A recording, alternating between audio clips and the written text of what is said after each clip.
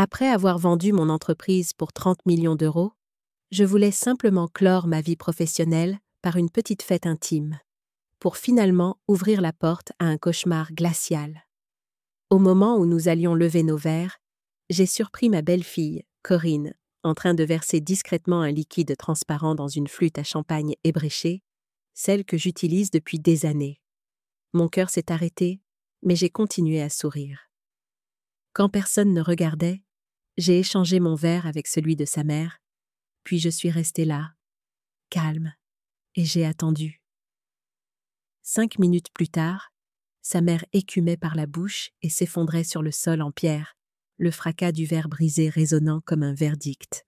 À partir de cet instant, j'ai su que ce n'était pas une seule personne qui était tombée. Le destin de ma belle-fille venait d'être scellé par le piège même qu'elle n'avait jamais vu venir. Je m'appelle Hélène Blanchard, j'ai 70 ans, et je viens de vendre le cabinet de conseil en stratégie que j'ai mis 40 ans à bâtir. 30 millions d'euros, un chiffre qui donne le vertige à la plupart des gens. Mais pour moi, c'est la somme de ma jeunesse, de mon sang, de mes larmes et de ma solitude. Je pensais mériter une petite fête pour remercier les personnes qui m'avaient soutenu tout au long de ce chemin. Il s'est avéré que cette soirée, en apparence si paisible, était le lieu où quelqu'un avait prévu d'écrire mon dernier adieu. C'est mon fils Daniel qui a proposé la fête. « Maman, célébrons ça correctement ?» avait-il dit, la voix sincère, ses yeux bruns s'illuminant comme lorsqu'il était enfant. « Corinne s'occupera de tout. » J'avais souri, ne voulant pas gâcher l'enthousiasme de Daniel, même si quelque chose me chiffonnait. Corinne, la femme de Daniel, n'a jamais été du genre à s'occuper des tâches ménagères. Une femme qui considère que remplir le lave-vaisselle est indigne d'elle, soudainement si désireuse de jouer les hôtesses, planifiant chaque plat, chaque bouquet, chaque bougie elle-même.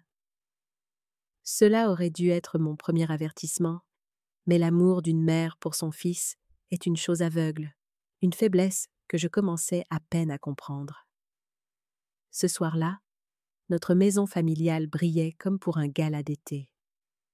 Une trentaine d'invités, des amis, d'anciens partenaires, quelques voisins proches. La lumière se reflétait sur les verres en cristal et le marbre de la table, créant une atmosphère à la fois élégante et chaleureuse. Je portais la robe bleu marine que Daniel m'avait offerte l'année dernière et le collier de perles de mon défunt mari, Gérard.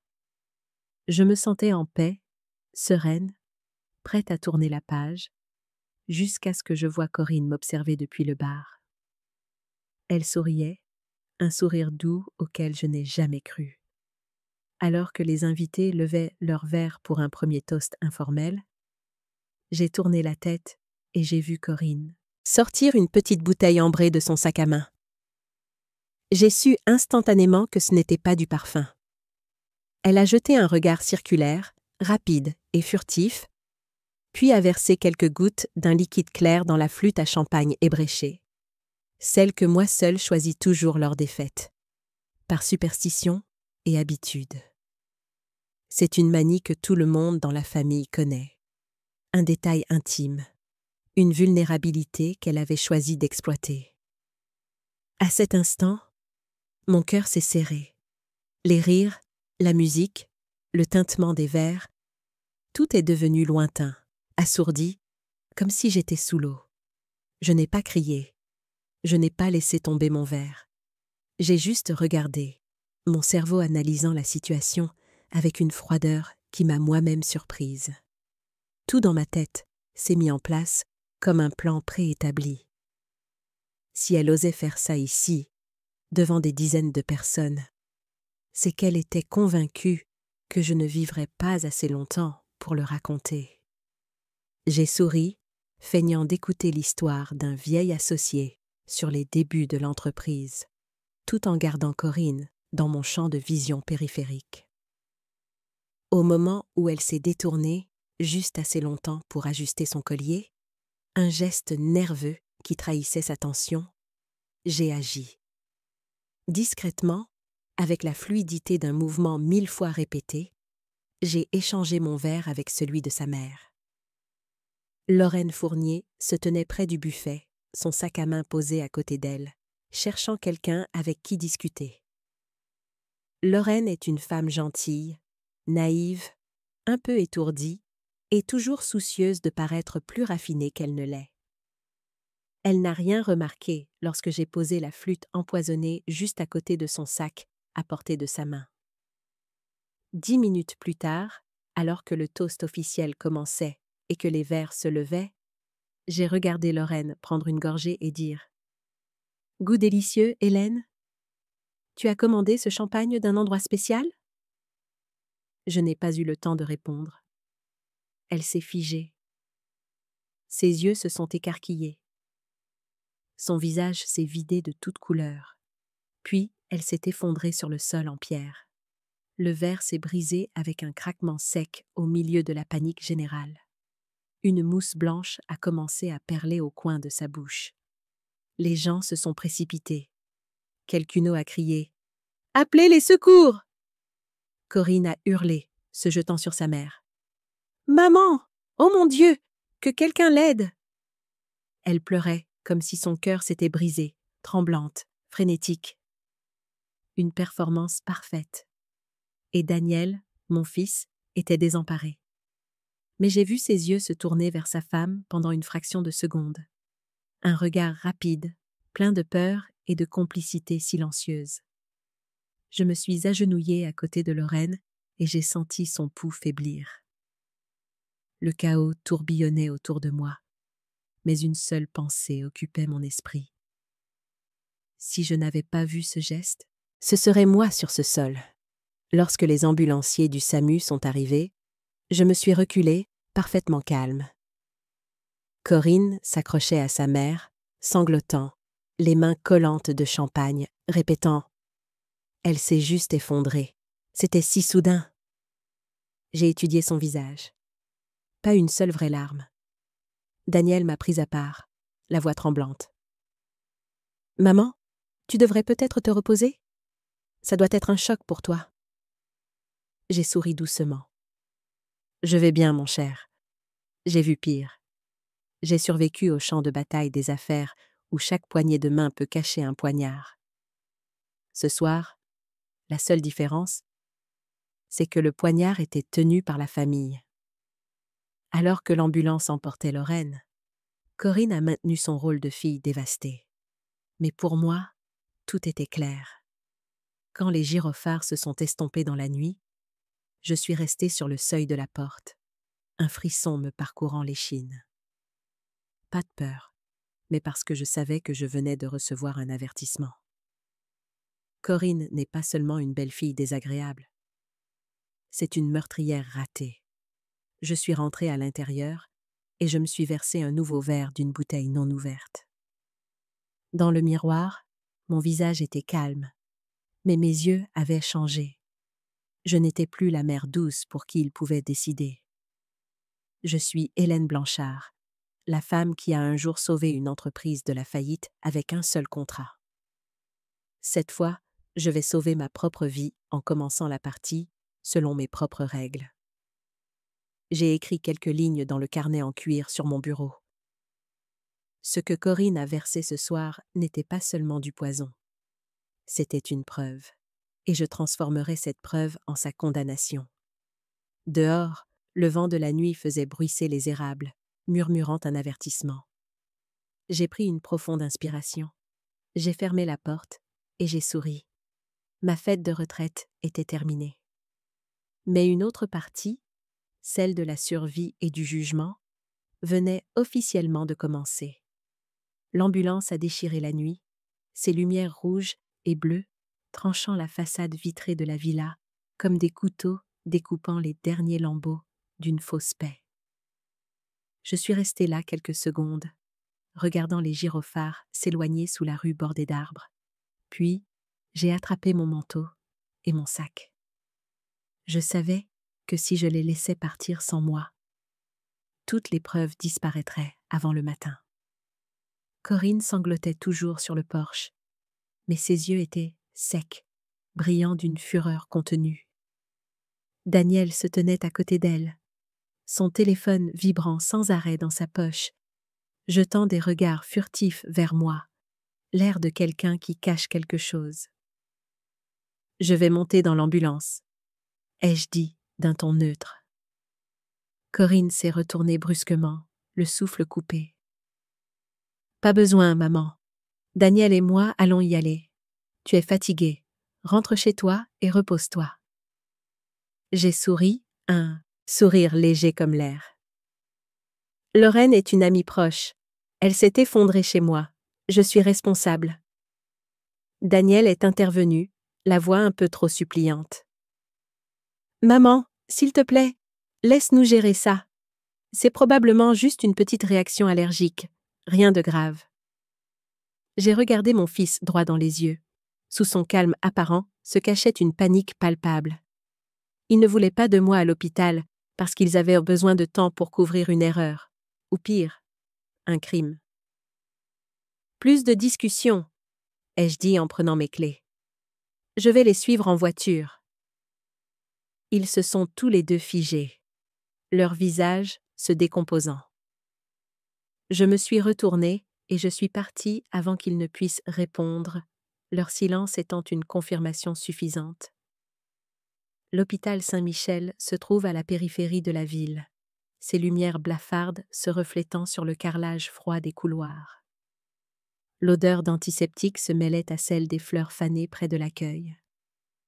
Je me suis assise dans la salle d'attente des urgences, les bras croisés, observant silencieusement la scène.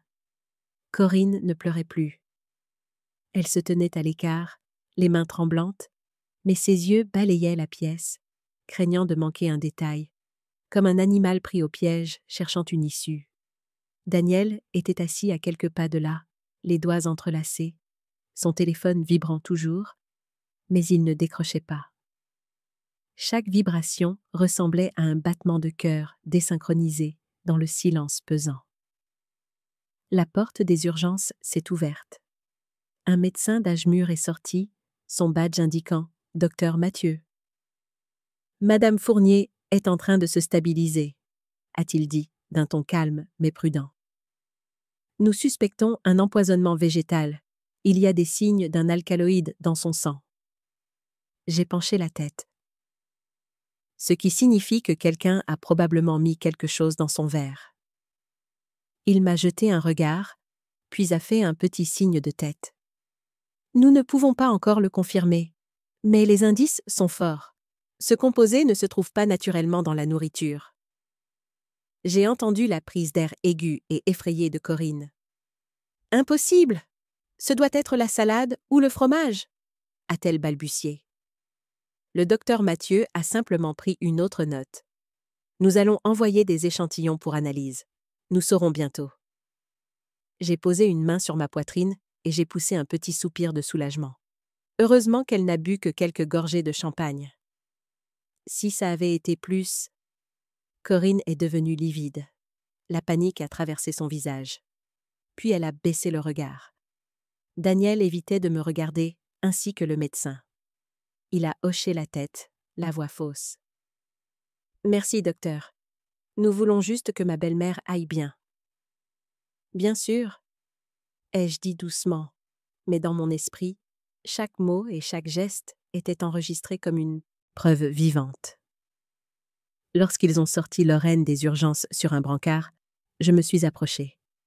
Elle était pâle, mais respirait, ses bras parsemés de marques de perfusion. Je lui ai doucement écarté une mèche de cheveux de son front. Corinne est restée en retrait, refusant d'approcher. Ses lèvres étaient pincées, ses yeux dans le vide. Je pouvais presque entendre les rouages de son cerveau tourner alors qu'elle cherchait une stratégie de sortie. « Elle a besoin d'être en observation pour la nuit », a dit le médecin. « Nous la garderons pour des examens complémentaires. » J'ai hoché la tête. « Bien, je vais rester ici avec elle. » Daniel est intervenu immédiatement. « Non, maman, rentre chez toi et repose-toi. Corinne et moi allons rester. » J'ai souri à mon fils.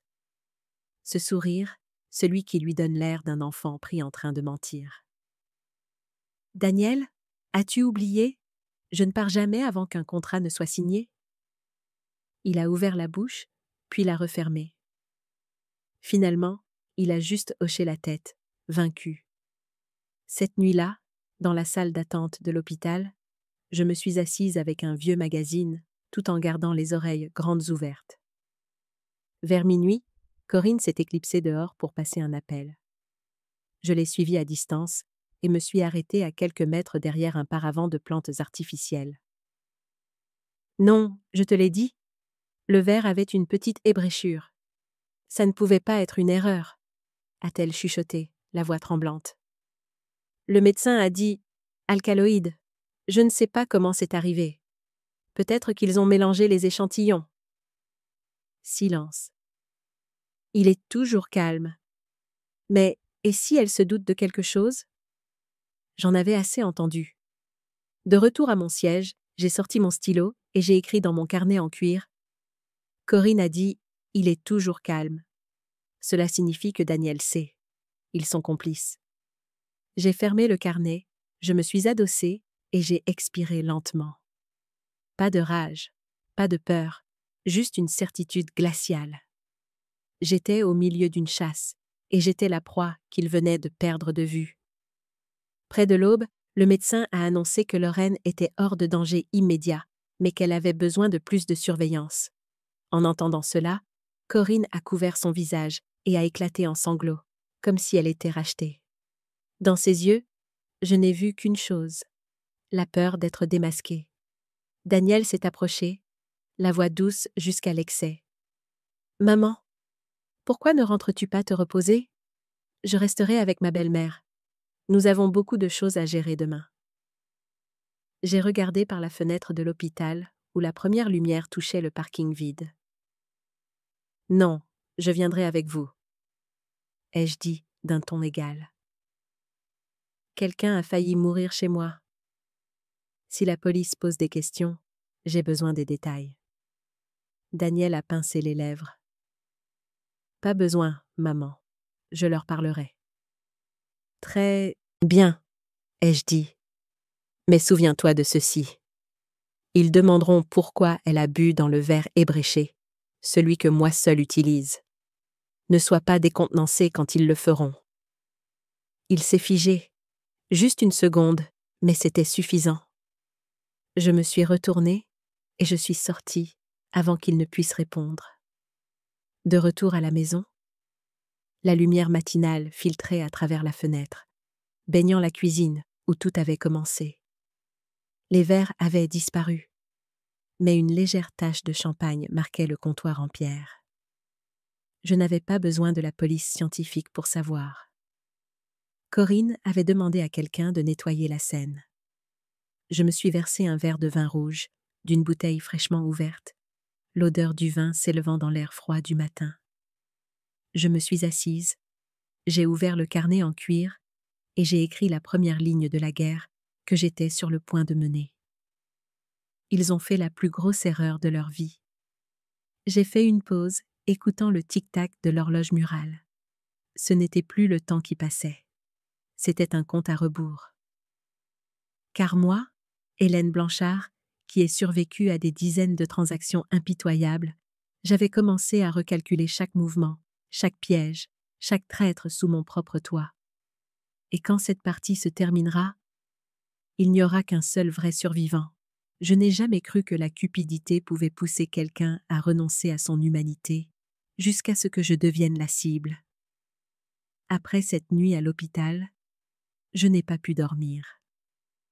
La lumière de la lampe de chevet se déversait sur la page ouverte, où ma dernière ligne brillait encore d'une encre fraîche. Ils viennent de faire la plus grosse erreur de leur vie. Je suis restée assise là longtemps, à écouter le tic-tac de l'horloge. Le vent sifflait à travers le cadre de la porte. J'ai versé un peu plus de vin. En 70 ans, j'ai affronté des adversaires bien plus rusés que Corinne. Des gens qui jouaient sur l'orgueil, la confiance, même la maternité. Mais personne n'avait été assez imprudent pour s'en prendre à ma vie. Et pire encore, Cette fois, c'était la famille. J'ai sorti le chéquier du tiroir et j'ai feuilleté les talons. L'encre était encore vive, l'écriture soignée. 15 000 € pour la rénovation de la cuisine en 2019. 25 000 € d'investissement temporaire dans le cabinet d'architecture de Daniel en 2020. 50 000 € pour aider à acheter la maison à Villeneuve. Des dizaines de petites sommes, les frais de scolarité de ma petite fille, les cadeaux d'anniversaire, l'aide pendant une période difficile, s'additionnaient pour atteindre près de 200 000 €, et ce n'est que ce pourquoi j'ai des papiers. Il y a eu d'innombrables appels où la voix de Daniel était tendue. « Maman, j'ai besoin de quelques milliers d'euros pour payer les salaires. C'est juste temporaire. Je virai l'argent, encore et encore, sans demander pourquoi. Quelle mère ne veut pas croire que son fils traverse simplement une mauvaise passe? Maintenant, en regardant ces chiffres froids, je voyais clairement. Je n'aidais pas. Je finançais leur dépendance à l'argent. Corinne n'a jamais vraiment travaillé. Elle gère une petite boutique de bijoux dans un centre commercial, ne vendant que quelques pièces par mois, mais se vantant constamment de revenus florissants. À chaque visite, elle portait quelque chose de neuf. Un bracelet en diamant, un sac Hermès, des talons Louboutin. Et Daniel, le garçon qui dessinait autrefois des maisons avec un crayon, était devenu un homme enseveli sous les dettes, acquiesçant à chaque suggestion de sa femme. J'ai commencé à creuser discrètement. Quelques vieux amis dans la finance me devaient des faveurs. Il n'a fallu qu'une matinée pour obtenir un tableau complet des finances de mon fils et de ma belle-fille. La maison de Villeneuve avait été refinancée 3 fois en 4 ans. 2 voitures de luxe, une BMW et une Mercedes, toujours en crédit. 4 cartes de crédit au maximum, avec des soldes totaux de plus de 80 000 €. Daniel avait également contracté un prêt bancaire commercial en utilisant sa propre entreprise comme garantie, même si l'entreprise était presque en faillite. J'ai regardé le rapport avec le cœur lourd. Plus de doute, il s'enfonçait dans un gouffre de dettes sans fond. Et moi, la mère confiante et généreuse, j'étais leur dernière source de financement. Le lendemain matin, alors que la lumière était encore faible, le téléphone a sonné. Corinne s'est affichée à l'écran. J'ai décroché. « Bonjour, maman. » Sa voix était mielleuse, comme si elle ravalait sa panique. « Je voulais juste demander, comment te sens-tu? De la fatigue ou des vertiges? » J'ai siroté mon café et j'ai répondu d'un ton égal. « Non, je me sens mieux que jamais. » Silence pendant quelques secondes, puis un rire forcé. « Je suis juste inquiète après la nuit dernière. N'importe qui serait secoué. » « Bien sûr, » ai-je dit doucement. « Heureusement que Lorraine n'a bu qu'un peu. Si ça avait été mon verre, tu serais en train de parler à la police aujourd'hui. » Je l'ai entendu déglutir. Sa voix s'est brisée. « Tu penses que c'était le champagne? » « Je ne pense rien du tout, » ai-je dit avant de raccrocher. L'air dans la maison est soudainement devenu lourd. Je me suis tournée vers la cuisine et je me suis arrêtée devant la bouteille de champagne, encore aux 3/4 pleine sur le comptoir. Le verre captait le soleil du matin, paraissant innocent, mais je savais qu'à l'intérieur se trouvait la vérité. J'ai soigneusement mis des gants, j'ai glissé la bouteille dans un sac en plastique et je l'ai placée dans un tiroir séparé du réfrigérateur. À partir de maintenant, ce n'était plus une boisson. C'était une pièce à conviction. Assise dans mon bureau, je me suis remémoré chaque petit détail. Les yeux de Corinne, ses mains tremblantes quand elle m'a vue à l'hôpital, l'empressement de Daniel à me faire rentrer chez moi pour me reposer. Il n'y avait plus aucun doute. Ils avaient mal calculé. Ils pensaient que je serais naïve, que je mourrais tranquillement et que je laisserais un héritage de 30 millions d'euros à partager proprement, selon l'Ancien Testament. Mais ce qu'ils ne savaient pas, c'est que je n'ai jamais quitté un échiquier avant la fin de la partie. J'ai ouvert mon ordinateur et j'ai examiné les documents de vente. Le virement était intact sur mon compte en banque, non investi, intact. Je me souviens de Daniel disant « Maman, laisse-moi t'aider à gérer ça. C'est beaucoup d'argent. Tu devrais te détendre. » J'avais souri à l'époque, pensant que mon fils se souciait vraiment de moi. En y repensant, c'était un piège. Corinne voulait le contrôle de l'argent. Daniel voulait me garder à portée de main, et je jouais toujours le rôle de la mère douce qu'il pensait pouvoir manipuler. Ce midi-là, je suis allée au supermarché du quartier pour quelques courses, une excuse pour marcher et réfléchir. Les gens disent que la vieillesse apporte la peur de la solitude, peut-être. Mais je n'ai pas peur d'être seule. J'ai peur de faire confiance à la mauvaise personne. Sur le chemin du retour, je me suis arrêtée dans une petite boutique de reprographie tenue par un de mes anciens employés. « J'ai besoin de faire dupliquer quelques documents », ai-je dit en posant une enveloppe scellée sur le comptoir. Il a levé les yeux, me reconnaissant. « Cela semble important, Madame Blanchard. »« Appelons ça une précaution, » ai-je dit avec un mince sourire.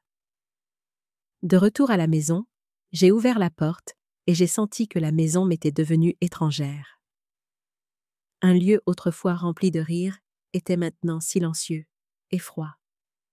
J'ai regardé autour de moi. La cuisine, le salon, les escaliers, chaque coin gardant un souvenir. Mais maintenant, ces souvenirs étaient assombris par la trahison.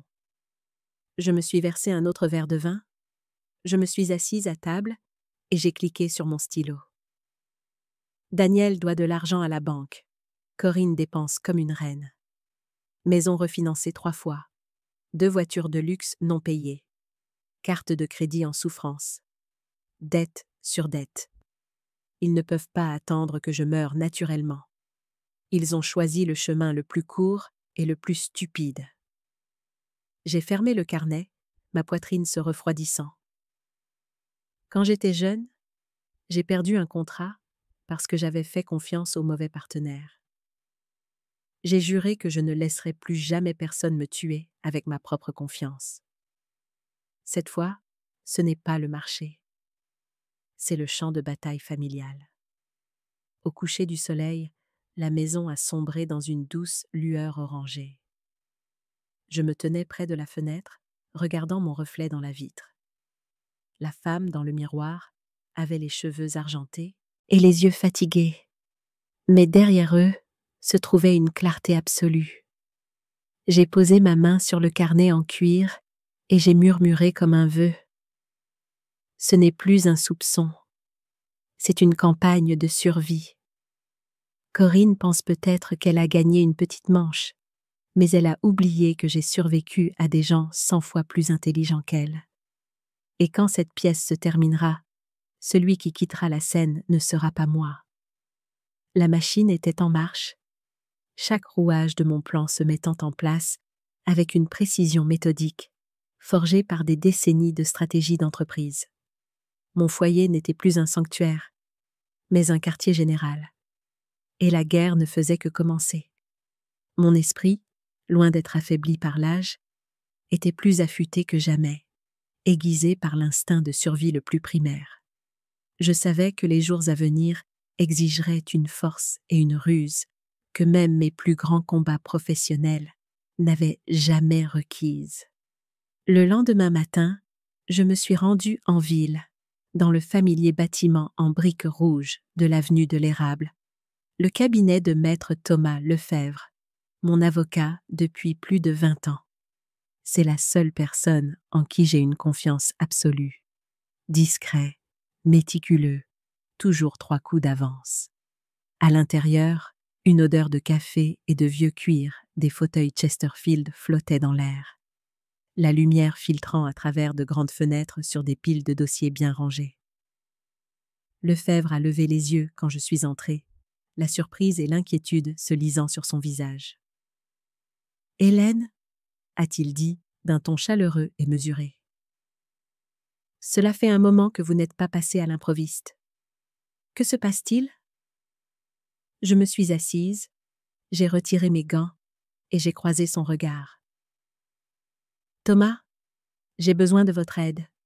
Et cette fois, il ne s'agit pas de contrat ou d'action. Il s'agit de ma vie. Il a fait une pause, puis a posé son stylo. Racontez-moi. Je lui ai tout raconté, chaque détail. La fête, la flûte ébréchée, la main de Corinne versant le liquide clair, le regard secoué de Daniel, Lorraine s'effondrant sur la pierre. Je n'ai rien omis. Quand j'ai eu fini, la pièce est devenue silencieuse. Lefebvre a posé ses mains sur le bureau, réfléchissant intensément. Vous êtes certaine d'avoir vu Corinne mettre quelque chose dans le verre? Je ne doute pas de mes yeux, Thomas, ai-je dit, d'une voix calme et ferme. Mais je sais aussi que si j'accuse sans preuve, on me qualifiera de paranoïaque. Il a hoché la tête. Correct. Vous ne pouvez pas accuser de tentative de meurtre sans preuve chimique. La bouteille de champagne. Vous l'avez toujours? Elle est dans un tiroir séparé du réfrigérateur.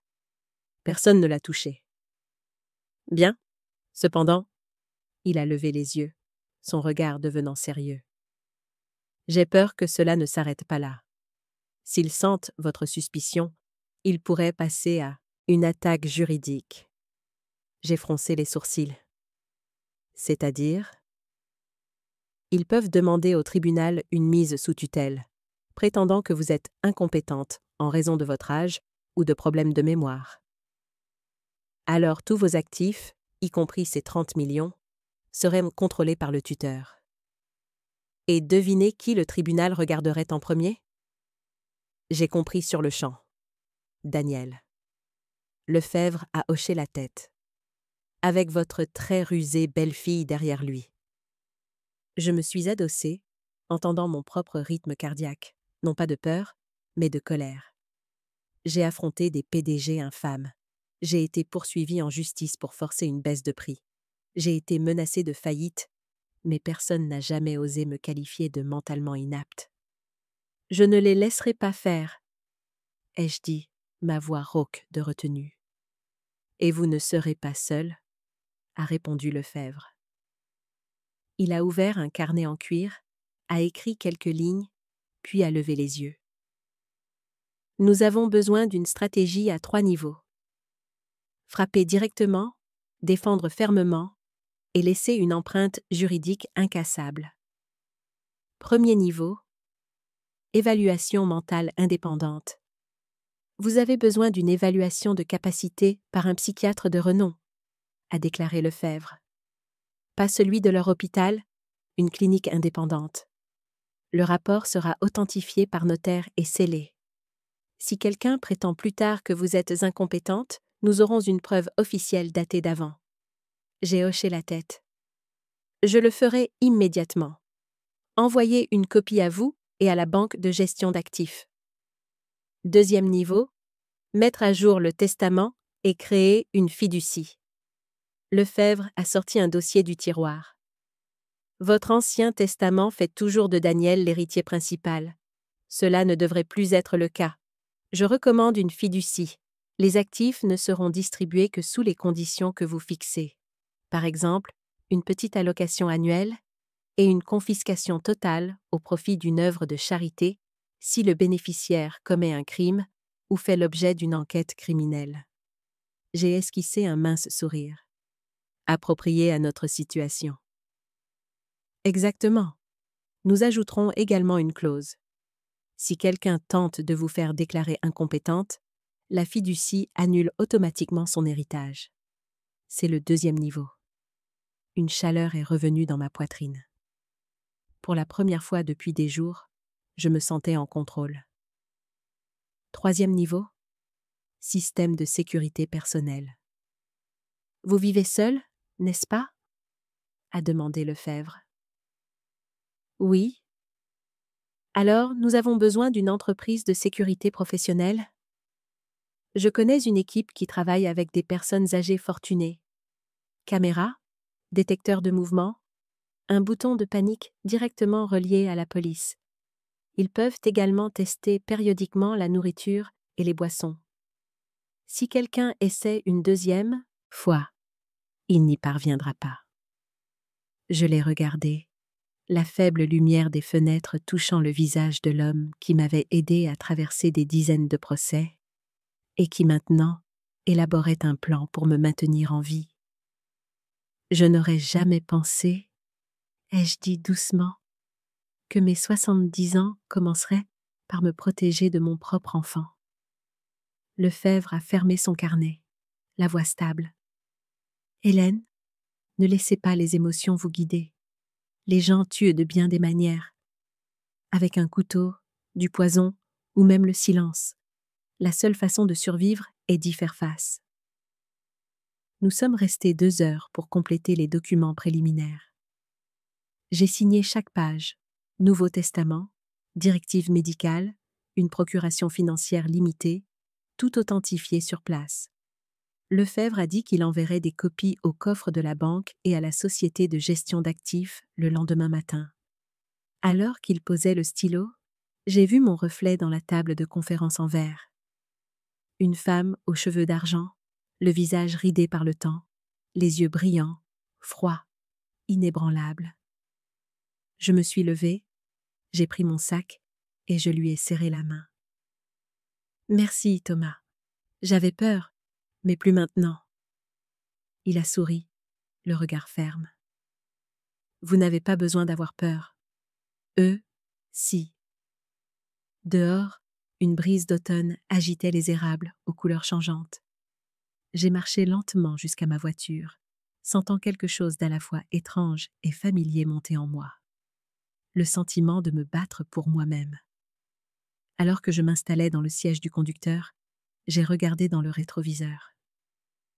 La femme qui me regardait n'était plus une vieille dame fragile.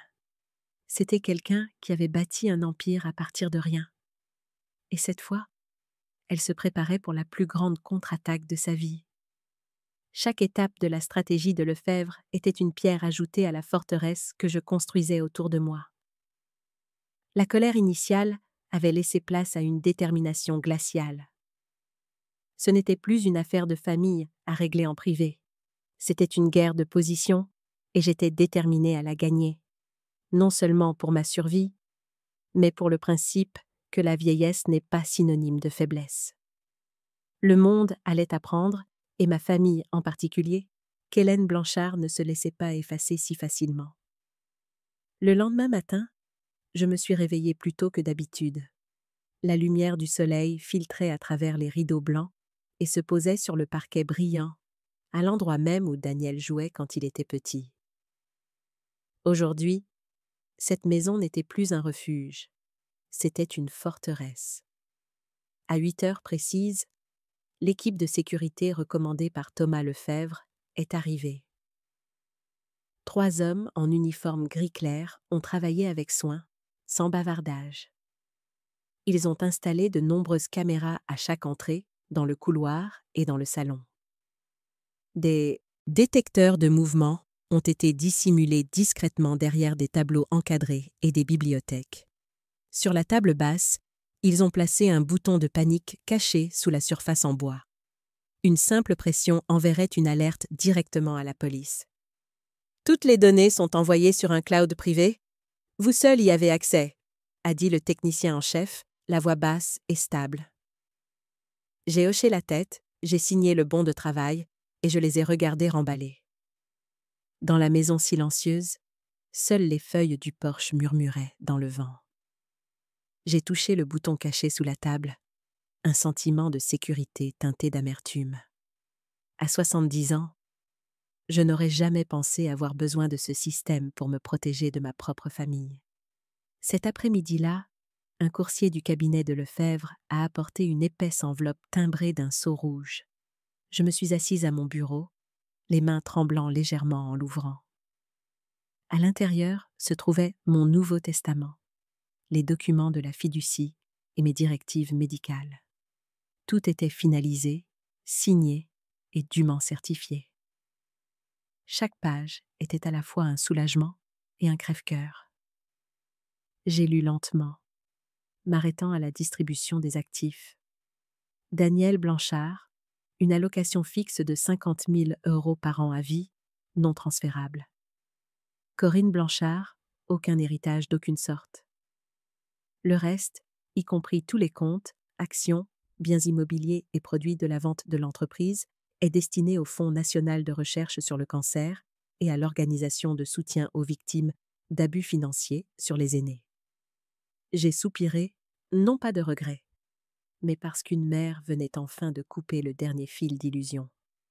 Je me suis murmuré : « Mon fils, je te donne encore assez pour vivre, mais plus assez pour faire du mal à quiconque. » Cet après-midi-là, j'ai appelé Daniel et Corinne pour les inviter à prendre le thé. J'ai gardé une voix légère, comme si je voulais apaiser l'atmosphère. Corinne s'est immédiatement illuminée. « C'est merveilleux, maman. J'allais justement apporter des macarons. Nous avons tous besoin d'une petite pause après ces journées tendues. » J'ai souri au téléphone. « Exactement, ma chère. Peut-être est-il temps que nous parlions franchement, pour une fois. » Avant leur arrivée, j'ai préparé du thé à la menthe et j'ai ajouté des biscuits au beurre sur le plateau. Sur la table, entre la théière en porcelaine blanche et les tasses en cristal, j'ai placé un dossier bleu, une copie non scellée du Nouveau Testament. Sans le sceau rouge, mais suffisante pour faire passer un message.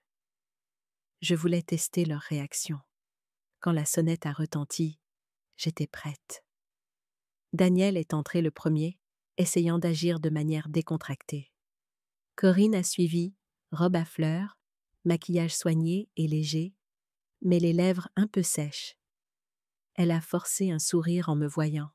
« Tu as l'air en pleine forme, maman, » a-t-elle dit. « C'est un tel soulagement de te voir aller mieux. »« Merci, ma chère, je vais bien, » ai-je répondu en servant le thé. Nous nous sommes assis autour de la table. Le silence était si tendu que le bruit de la cuillère contre la tasse semblait assourdissant. J'ai souri doucement et j'ai lâché la phrase comme si de rien n'était. Au fait, j'ai mis à jour mon testament et les documents juridiques hier. La cuillère a glissé de la main de Daniel avec un petit tintement qui a résonné à mes oreilles. Corinne s'est figée, sa tasse suspendue en l'air. « Le testament ?» a-t-elle demandé avec un sourire forcé. « Penses-tu que ce soit nécessaire ? Tout va bien comme ça. » « Bien sûr, mais je ne rajeunis pas. Je veux juste que tout soit en ordre. » Daniel a pris la parole, essayant de garder une voix égale. « Alors, as-tu beaucoup changé ? » Je les ai regardés, toujours aussi détendus que si nous parlions de la météo. « Pas grand-chose. Je pense juste que certains endroits ont plus besoin d'aide. J'ai choisi quelques œuvres de charité dignes de confiance. » Ils se sont regardés, la panique traversant leur visage trop rapidement pour être dissimulée. J'ai vu la main de Corinne pincer l'ourlet de sa robe. L'air s'est épaissi. Puis, comme si elle lisait un script, Corinne a retrouvé son sourire et a parlé de ce ton mielleux et faussement doux. « Maman, je comprends que tu veuilles faire quelque chose de significatif. Mais Daniel et moi nous inquiétons vraiment que tu vives seule comme ça après ce qui s'est passé. N'as-tu pas peur ? » J'ai siroté mon thé, calme. Non, cette maison est pleine de souvenirs. Je m'y sens plus en sécurité que n'importe où ailleurs. Mais si quelque chose arrive, qui le saurait ? A coupé Daniel. Nous en avons parlé. Peut-être devrais-tu envisager un endroit comme les Chênes d'Or ? Ce n'est pas une maison de retraite, maman. C'est un complexe pour seniors, avec personnel médical, sécurité, tout ce dont tu pourrais avoir besoin. Corinne a enchaîné sans heurts. Exactement, maman. Ils ont un terrain de golf, un spa, des programmes artistiques. C'est comme un complexe 5 étoiles. Le seul problème, c'est que pour garantir une bonne place, il y a des frais d'entrée d'environ 400 000 €. Mais ne t'inquiète pas, Nous nous occuperons des formalités. J'ai penché la tête, feignant la réflexion. 400 000 €, ça semble raisonnable pour des gens qui prévoient d'y rester pour toujours. Le sourire de Corinne s'est crispé. Daniel s'est raclé la gorge et s'est agité. Nous voulons juste que tu sois en sécurité. Après ce qui est arrivé à Madame Fournier, nous ne voulons rien de pire. Oui, ai-je dit doucement, mes yeux se posant sur leur tasse. Rien de pire? Ils m'ont tous les deux regardé, mais je me suis contentée de sourire et de lever ma tasse, mettant fin au sujet. La conversation portait une peau de paix, mais chaque regard portait une mèche allumée. Quand ils se sont levés pour partir, Corinne m'a entourée de ses bras, son parfum écœurant de douceur artificielle. Je suis contente que tu sois ouverte à l'idée de considérer les chaînes d'or, a-t-elle dit. Nous ne voulons que ce qui est le mieux pour toi. J'ai tapoté légèrement son épaule. J'y réfléchirai. Les grands projets demandent du temps. Son sourire est resté crispé. Daniel a gardé les yeux baissés. Ils sont partis en silence. J'ai fermé la porte et au lieu de retourner au salon, je me suis dirigée vers le petit panneau de contrôle sur le mur. Sur l'écran de la caméra, je les ai vus près de la voiture dans l'allée. Le vent soulevait l'ourlet de la jupe de Corinne, mais son visage était orageux. Elle a pointé un doigt vers Daniel, parlant rapidement. Il a secoué la tête et a frappé du poing le volant en plastique. Ils se disputaient assez fort pour que je puisse lire les mots sur leurs lèvres. Tu avais promis qu'elle signerait, tu m'as menti. Baisse la voix.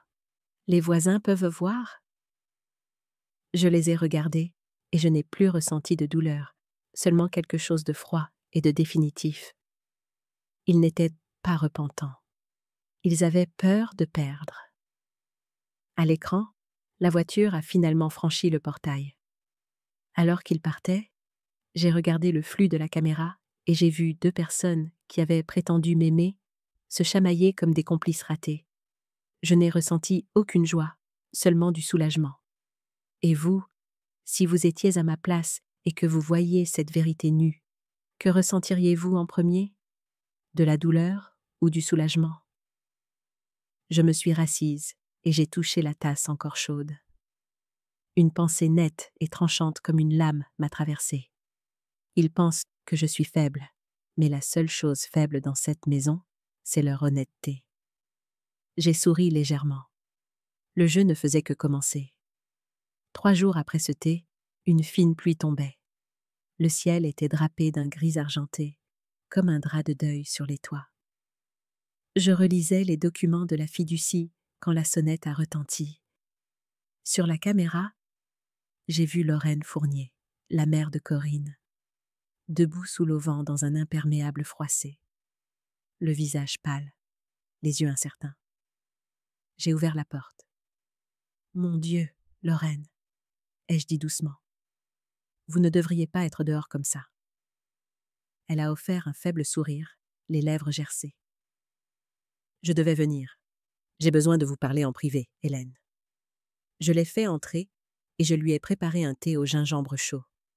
À la lumière, je pouvais voir qu'elle avait maigri, avec des demi-lunes sombres sous les yeux, comme quelqu'un qui n'avait pas dormi depuis des jours.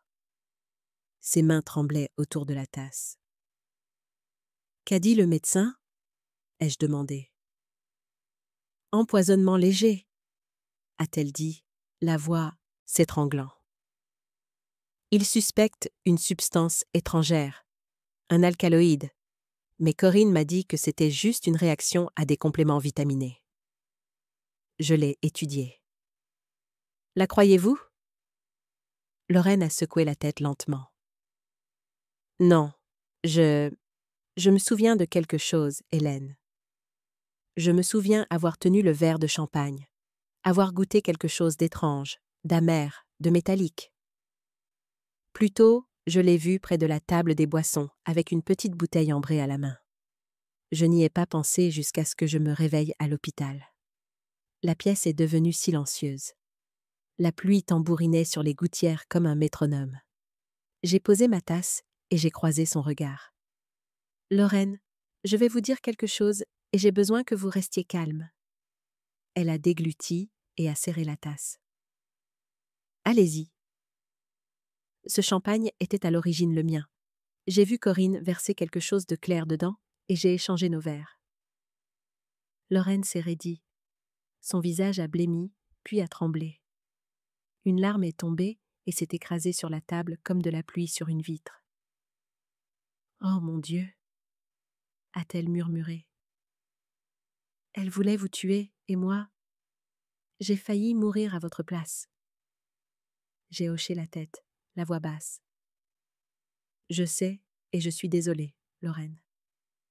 Je ne m'attendais pas à ce qu'elle agisse dans une pièce bondée, mais parce qu'elle l'a fait, j'ai vu son vrai visage. » Elle a secoué la tête, les larmes coulant. « Je suis sa mère, Hélène. Je lui ai donné naissance, je l'ai élevée. Je pensais qu'elle était juste avide, pas capable de meurtre. Mon Dieu, je n'aurais jamais imaginé dire ces mots à propos de ma propre fille. » J'ai posé une main sur son épaule. « Ce n'est pas votre faute, mais si nous restons silencieuses, elle continuera. La prochaine fois, ce sera peut-être moi ou quelqu'un d'autre. » Elle m'a regardée, la douleur se durcissant en détermination. « Que voulez-vous faire ? » « Je veux exposer Corinne avec la vérité et des preuves. Pas seulement pour me protéger, mais pour l'empêcher de faire du mal à quelqu'un d'autre. » Je me suis levée et j'ai pris un carnet en cuir du tiroir. Sur la page la plus récente, j'avais écrit quelques lignes éparses. Mobile de Corinne, financier, Daniel, complice passif, preuve, bouteille de champagne, témoignage de Lorraine. J'ai levé les yeux. Témoignerez-vous si nécessaire ? Lorraine a regardé la pluie strier la vitre. Après un long moment, elle a hoché la tête. Je ne peux plus la couvrir. Elle doit faire face à ce qu'elle a fait. Si vous avez besoin de moi, je témoignerai. Ces mots ont traversé le silence comme un coup de tonnerre. Mon nez a piqué, non pas de peur, mais de la certitude soudaine que je n'étais plus seule. Cet après-midi-là, après le départ de Lorraine, je me suis assise au bureau, j'ai ouvert mes contacts et j'ai trouvé Naomi Dubois, un nom que Thomas Lefebvre avait mentionné. Naomi est une détective privée qui a travaillé avec de grandes entreprises, spécialisée dans le blanchiment d'argent et la fraude financière. Quand elle a répondu, sa voix était rauque et nette. « Investigation Dubois ? Ici, Hélène Blanchard. Thomas Lefebvre m'a référé. J'ai besoin d'une enquête financière sur mon fils Daniel et sa femme Corinne. » Elle n'a pas demandé pourquoi. « Pouvez-vous m'envoyer leurs adresses, toute information de compte ou entreprise qu'ils ont possédée ? » J'ai tout. Ils sont endettés et je dois savoir ce qu'ils ont caché. Je veux chaque prêt, carte de crédit, contrat, police d'assurance vie, surtout tout ce qui porte mon nom. Naomi a répondu rapidement. « Compris, donnez-moi 48 heures, je trouverai. » Ce soir-là, un SMS de Lorraine est arrivé. J'ai parlé au médecin. Il a confirmé que ce qui était dans mon sang ne pouvait pas être une vitamine. Je suis prête quand vous le serez. Je l'ai lu et j'ai senti quelque chose se détendre dans ma poitrine. Pour la première fois depuis cette fête fatidique, l'espoir avait une forme. J'ai ouvert mon carnet et j'ai écrit « Une alliée est apparue et je ne me bats plus seule cette fois. » Lorraine, témoin. Naomi, enquêtrice. La contre-attaque prend maintenant forme. Cette nuit-là, un vent fort a balayé le toit et le grattement des feuilles sèches le long du porche ressemblait à quelqu'un qui chuchotait à l'extérieur. J'ai éteint les lumières et je me suis tenue près de la fenêtre, regardant le jardin. Les pins noirs étaient immobiles dans l'obscurité. La pluie scintillait sous le lampadaire. Je me suis souvenue du visage de Corinne ôté, des yeux calculateurs derrière le mascara, de la voix douce comme du miel mêlé de poison. Il fut un temps où j'essayais de l'aimer pour le bien de Daniel. J'ai cru un jour que si l'on était assez généreux, les gens changeraient. Mais certaines personnes, plus on leur pardonne, plus elles pensent avoir le droit de vous trahir. Maintenant, je n'ai plus de place pour cette douceur. Je laisserai la justice parler pour moi. Avant de me coucher, j'ai consulté les flux des caméras. L'angle du porche latéral montrait la vieille voiture de Lorraine alors qu'elle partait, sa silhouette petite mais stable sous la pluie. Une chaleur m'a envahi, un sentiment que je pensais avoir perdu depuis longtemps. La confiance. J'ai éteint l'écran. J'ai posé le carnet en cuir près du lit et j'ai murmuré. Merci, Lorraine. Nous mettrons fin à cela selon les termes de femmes qui ont été sous-estimées, mais qui savent comment se relever. Dehors, la pluie continuait de tomber, chaque goutte sur le toit de tuiles comme un battement de tambour pour une nouvelle bataille. Et en moi, la peur a cédé la place au calme de quelqu'un, prêt à porter le premier coup. Le lendemain matin, j'ai appelé Daniel. Ma voix légèrement tremblante, comme celle d'une mère fatiguée. « As-tu le temps pour déjeuner ? Je veux manger avec toi à l'ancien endroit. » L'ancien endroit était l'Auberge des Pins, le petit restaurant au bord du lac où Daniel m'avait emmené dîner après sa remise de diplôme. À l'époque, c'était un garçon doux, avec des yeux brillants et de grands rêves. Je voulais revoir cette version de lui, ou du moins lui faire croire que je la voyais toujours. Le restaurant n'avait pas changé. Des tables en chêne, de vieilles peintures de paysages au mur, l'odeur de la soupe aux champignons dans l'air. Daniel est arrivé à l'heure, en chemise grise et veste en cuir marron, essayant de masquer la fatigue que trahissaient ses cernes. « Tu as appelé si soudainement, je me suis inquiété, » a-t-il dit, un mélange de sollicitude et de prudence dans la voix. J'ai souri légèrement. « Ce n'est rien. J'ai juste repensé à quelque chose. Peut-être que tu as raison. J'ai besoin de repos. Je ne peux pas vivre seul pour toujours. » Ses yeux se sont levés. Une lueur d'espoir. « Tu veux dire que tu envisages les chaînes d'or ?» J'ai hoché la tête en sirotant mon thé. « Oui, j'ai regardé quelques photos. Ça a l'air paisible. Peut-être que j'ai besoin d'un endroit comme ça pour être tranquille. » Daniel s'est éclairé. « Je le savais. C'est génial là-bas, maman. J'ai un ami qui a été consultant pour eux. Très professionnel. Laisse-moi t'envoyer leur site web. » Il a sorti son téléphone, a tapé rapidement, puis m'a envoyé le lien vers la résidence pour seigneur les Chaînes d'Or. L'image principale était une pelouse verte, des seigneurs souriant au bord d'un lac. Une scène si parfaite qu'elle semblait fausse. « Je peux aider avec les formalités, » a dit Daniel, plein d'énergie. « Juste quelques formulaires. Tu n'auras pas à t'inquiéter. » J'ai offert un sourire étudié et j'ai posé ma main sur son poignet comme une mère émue. « Tu es vraiment un fils dévoué. Je m'inquiète juste que les papiers soient compliqués. Peut-être que j'ai besoin de quelqu'un de plus jeune pour s'en occuper. » Daniel a sauté sur l'occasion.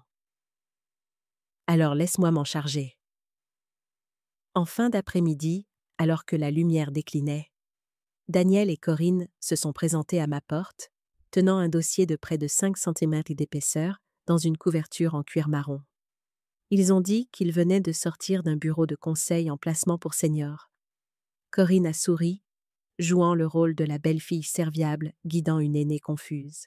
« J'ai tout apporté pour que tu signes maintenant, afin que les Chaînes d'Or puissent traiter le dossier demain. Tu n'as que quelques endroits à remplir. » Je les ai conduits au salon. Ils ont ouvert la pile de documents sur le canapé. Il y avait des formulaires d'admission, des engagements de soins médicaux, des assurances et un document épais agrafé séparément. J'ai jeté un coup d'œil à la première page et j'ai vu le titre en gras « Procuration ». J'ai levé les yeux vers Daniel et j'ai demandé lentement « Qu'est-ce que c'est ? Je n'ai jamais entendu dire que les Chaînes d'Or exigeaient ça. » Il a répondu rapidement, comme s'il avait répété Oh, c'est juste pour la commodité. Si tu es là-bas et que tu as besoin de quelqu'un pour gérer tes comptes bancaires ou régler les factures médicales, je peux le faire pour toi. Tu n'auras pas à t'en occuper. Je suis passée à la page 2. Mes yeux se sont arrêtés sur un paragraphe en gras. Le mandataire peut accéder, gérer, transférer, exécuter ou modifier tout compte financier, investissement, biens immobiliers ou actifs hérités du mandant. J'ai levé les yeux avec un mince sourire. Mon fils, on dirait que tout ce que je possède tomberait sous ton contrôle. Corinne est intervenue, sa voix mielleuse sur de la glace. Pas exactement, maman. C'est juste pour rassurer les chaînes d'or. Les seigneurs là-bas ont généralement une procuration pour leurs enfants afin d'éviter les maux de tête plus tard. Tu devrais laisser quelqu'un de plus jeune t'aider. J'ai souri doucement, comme si j'étais déconcertée. Je comprends, mais je suis un peu inquiète si je change d'avis un jour. Pourrais-tu me rendre l'autorité? Daniel a marqué une demi-seconde de pause, puis a hoché la tête rapidement. Bien sûr, maman, nous voulons seulement t'aider. Tu ne penses pas que nous voulons autre chose, n'est-ce pas? La question semblait légère, mais ses yeux se sont crispés. J'ai penché la tête, j'ai posé le dossier sur la table et j'ai feint la réflexion. Laissez-moi lire chaque section attentivement. Je veux juste m'assurer que tout est en ordre. Vous savez, j'ai travaillé sur des centaines de contrats. L'habitude de lire attentivement est difficile à perdre. Le sourire de Corinne s'est pincé. Bien sûr, mais les chaînes d'or se remplissent vite, donc le plus tôt sera le mieux. Je vais l'examiner ce soir, et je vous appellerai demain, ai-je dit, d'une voix douce, mais ferme. Ils ont échangé un regard inquiet, puis se sont levés à contre-cœur. À la porte, Corinne a gardé son sourire. Je sais que tu adoreras les chaînes d'or.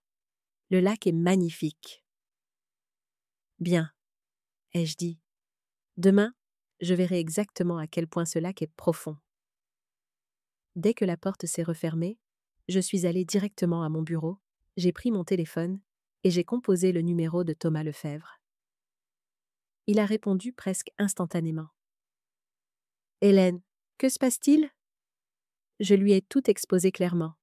Chaque détail du dossier, la procuration, la façon dont Daniel parlait et surtout le comportement de Corinne. Thomas est resté silencieux quelques secondes, puis a parlé lentement. Ils jouent à leur dernière carte, Hélène. Si vous signez, ils peuvent déplacer vos actifs hors de votre contrôle en quelques heures. Je sais, mais je dois mener ce jeu avec leurs propres pièces. Qu'avez-vous en tête? Je veux que vous rédigiez une fausse procuration, identique en apparence à la vraie, avec un petit changement. Valeur légale de 1 euro et autorité limitée à une portée symbolique. Je la signerai devant eux. Thomas a laissé échapper un petit rire, à la fois admiratif et inquiet. Vous montez une pièce très risquée. J'ai passé ma vie dans les pièces des autres. Il est temps que j'en mette une en scène. Après avoir raccroché, j'ai regardé le dossier épais sur la table.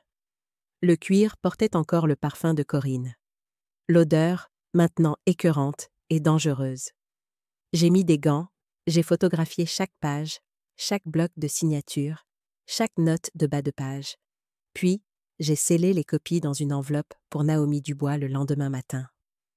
Dehors, la bruine estompait les lumières de la rue. J'ai allumé la lampe de bureau et je me suis assise dans le silence, froide et lucide. Plus de place pour les sentiments maintenant, seulement pour les coups à jouer. Avant de me coucher, j'ai ouvert mon carnet et j'ai écrit une seule ligne ferme. Ils me croient leur proie, mais les chaînes d'or sera le leur et la procuration, le piège. J'ai fermé le livre, j'ai éteint la lumière et j'ai laissé la maison sombrer dans une immobilité sombre. Seule la pluie régulière sur le porche restait, comme un compte à rebours pour une contre-attaque qui prenait forme. 2 jours plus tard, à 7 heures du matin, ma boîte de réception a sonné. Un email de Naomi Dubois. Objet, rapport financier. Urgent. Enquête Blanchard. J'ai remonté mes lunettes et j'ai ouvert la pièce jointe. À l'intérieur se trouvait un rapport de 14 pages, détaillé au centime près. La première ligne en gras disait « Situation financière et comportement suspect des actifs. Daniel et Corinne Blanchard ». J'ai lu lentement, ligne par ligne. Plus j'avançais, plus je me sentais glacée. La maison de Villeneuve a été refinancée 3 fois en 4 ans. Dette actuelle sur les cartes de crédit, 82 400 €. Solde bancaire disponible, 1 120 €. Je me suis arrêtée à la section soulignée. Le 14 août, Corinne Blanchard a souscrit une police d'assurance vie d'une valeur de 500 000 €. Assurée, Hélène Blanchard. Unique bénéficiaire, Corinne Blanchard. Ma main a serré le bord du bureau. La pièce a basculé pendant 1 seconde. Corinne était allée aussi loin. Un demi-million d'euros sur ma mort.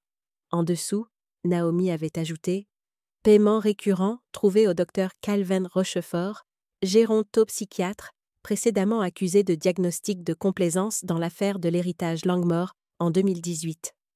Payeur, Daniel Blanchard. » Je me suis adossée et j'ai laissé échapper un rire sec. J'ai tout compris. Il ne voulait pas seulement me faire sortir de ma maison. Il voulait me faire déclarer incompétente, légalement contrôlée, puis partie tranquillement. Cet après-midi-là, j'ai apporté une copie imprimée au cabinet de Thomas Lefebvre. Il a lu en silence, tapotant la pointe de son stylo sur le bureau. Quand il a eu fini, il a enlevé ses lunettes et a expiré. « J'ai déjà vu cette pièce se jouer », a dit Thomas, la voix lourde.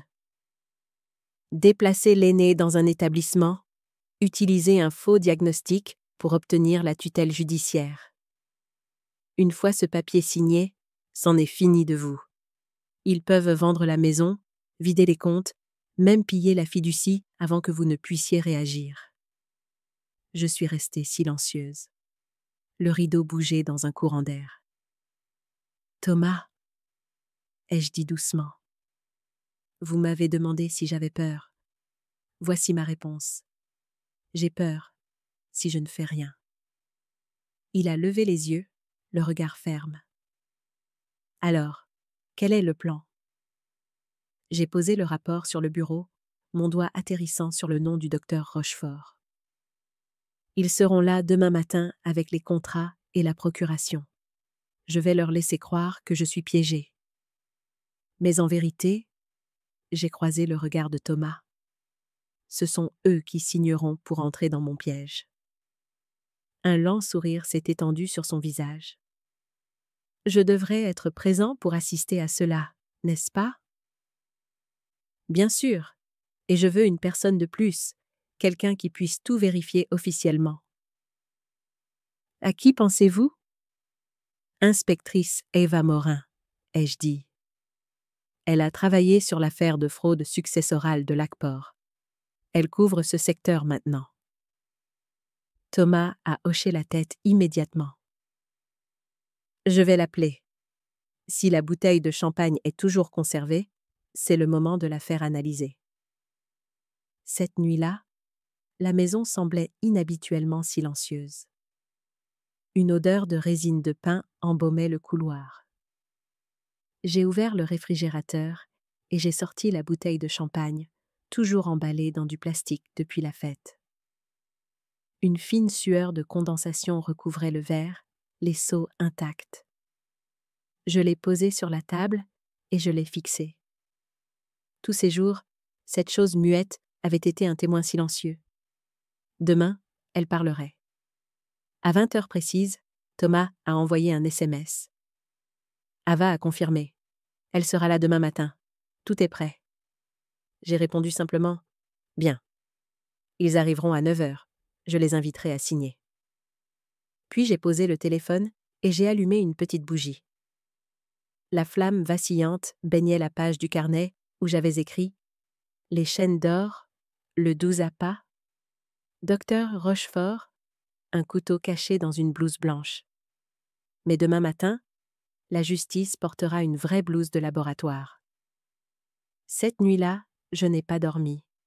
J'ai fait du café, J'ai allumé la lampe de bureau et j'ai lu le rapport de Naomi Page par page. Chaque chiffre, chaque transaction était une lame bien aiguisée. Et maintenant, je savais exactement où elle était dirigée. Naomi avait joint 2 photos floues. L'une de Corinne rencontrant un homme aux cheveux argentés et à lunettes dans un café près de l'hôpital, le docteur Rochefort. La seconde était un reçu de virement, 2 500 € envoyés par Daniel sur le compte de Rochefort avec la mention « Provision pour consultation ». Je me suis souvenu des mots de Thomas. « Ils écrivent votre notice nécrologique à l'avance, Hélène. » J'ai répondu doucement. « Alors je vais les obliger à la lire en premier ?» À l'aube, j'ai enfilé un tailleur gris clair, j'ai attaché mes cheveux argentés et j'ai porté le collier de perles que Gérard, mon mari, m'avait offert. Je ne voulais pas avoir l'air d'une victime. Je voulais avoir l'air de la propriétaire de la plus grosse affaire de ma vie. À 8h30, mon téléphone a vibré. Un SMS de Daniel. « Nous sommes en route, on apporte le contrat pour que tu puisses signer. » J'ai souri et j'ai répondu « Bien, j'ai fait du café. On se voit à 9h. » Juste après, j'ai envoyé un SMS à Thomas. « Arrivé 10 minutes en avance. La porte de derrière est ouverte. » Et à Ava Morin, « Besoin d'analyser la bouteille et d'être témoin de la transaction. 9h précise. » Les deux ont répondu « Compris ?» 10 minutes avant 9h, j'ai réarrangé la table du salon. 2 tasses de café et le dossier de la fausse procuration. Thomas avait préparé un jumeau parfait du vrai contrat avec un minuscule changement. Dans la section sur la valeur légale, il avait soigneusement inséré « Accord symbolique d'un montant d'1 €. Nul pour toute transaction financière dépassant les limites personnelles. » J'ai posé ce dossier sur la table à côté de la bouteille de champagne soigneusement emballée. En regardant la scène, je n'ai pu m'empêcher de me souvenir de la nuit de la fête fatidique où tout avait commencé avec un verre de vin. Seulement cette fois, c'était moi qui servais. Dehors, une voiture s'est approchée. Un instant plus tard, la sonnette a retenti. Sur la caméra, Daniel et Corinne se tenaient là, bien habillés, les visages tendus entre l'empressement et la peur. J'ai pris une inspiration, j'ai redressé mon col et je me suis murmuré « C'est l'heure. Ils pensent qu'ils sont en train de gagner, mais ce matin, l'histoire enregistrera qui a écrit le scénario. » J'ai ouvert la porte avec un doux sourire. « Entrez, vous deux. Je suis prête. » À 9h précises, ma maison était inondée de lumière matinale. Les rayons du soleil glissaient sur la table en chêne où le dossier des chaînes d'or reposait, net et ordonné. L'odeur de café frais se mêlait au parfum de pain, rendant la scène paisible, paisible au point d'en être fausse. Daniel et Corinne étaient assis en face de moi. Daniel tenait un stylo, sa main tremblant légèrement. Corinne a ouvert son ordinateur portable, tapant sans arrêt, levant les yeux pour sourire de temps en temps. « Maman, es-tu sûre de vouloir faire ça aujourd'hui ?» demanda Daniel, la voix rauque de nervosité. J'ai souri, légère comme l'air. « Le plus tôt sera le mieux, mon chéri. Je suis fatiguée. Disons que je te fais confiance et que je veux que tu t'occupes de toute la paperasse ennuyeuse. » Corinne a jeté un regard brillant à Daniel. « Tu vois, je te l'avais dit, maman a besoin de repos et les chaînes d'or est parfait. » J'ai fait glisser le dossier vers eux. Voilà, j'ai tout signé. La procuration aussi, authentifiée ce matin. Daniel m'a regardé, sincèrement ému d'une manière qui semblait fausse. « Maman, merci. Je promets que je prendrai bien soin de toi. » Il a pressé le stylo sur le papier et a signé l'accusé de réception. L'encre a coulé doucement, son écriture tremblante. Corinne a immédiatement saisi les informations, murmurant des numéros de compte. J'ai surpris le coin de sa bouche se relever, le genre de sourire que l'on ne voit que sur les visages de ceux qui pensent avoir déjà gagné. J'ai pris une gorgée de café et j'ai dit d'un ton neutre « Oh, au fait, Mon avocat passe pour confirmer certains formulaires fiscaux.